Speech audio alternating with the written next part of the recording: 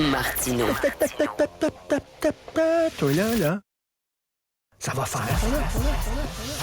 J'ai déjà essayé d'expliquer ça. À un moment donné, pouvez-vous régler ça?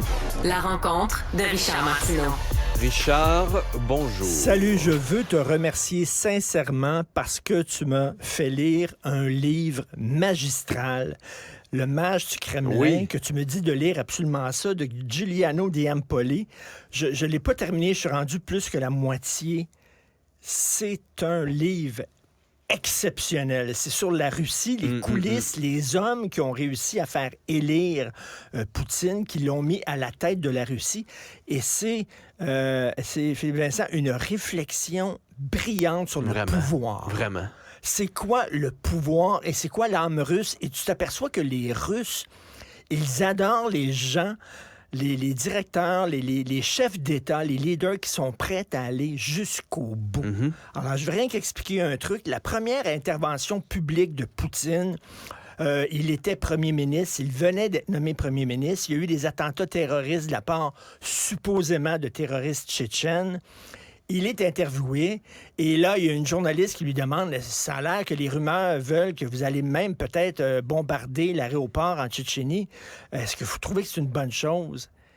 Il la regarde silencieusement et il dit de façon très froide, « Je suis prêt à les traquer où qu'ils soient et je suis prêt à les tuer où qu'ils soient. S'ils sont dans un aéroport, je vais détruire l'aéroport. S'ils sont aux chiottes, je vais détruire les chiottes. » Et là, à partir de là, les gens en Russie sont tombés en amour avec Poutine. Et ça t'explique quel livre. Moi, ça m'a aidé à comprendre Écoute, là. le psyché, le pourquoi et la réflexion de Poutine par rapport à l'Ukraine, par rapport à l'invasion en Ukraine, à l'approche de l'OTAN, le fait que il préfère une main de fer plutôt que le chaos économique comme on a eu dans les années, une fois que le mur est tombé. Le compromis pour eux autres et les pourparlers, ce sont des signes de faiblesse. Exact. Ce qu'ils veulent, c'est des gens qui sont prêts à la limite. Tu lis ça, tu dis, à la limite, ce qu'ils veulent, c'est des gens qui sont prêts, des leaders qui sont prêts même à utiliser l'arme nucléaire. Vraiment, là. Parce que c'est leur fierté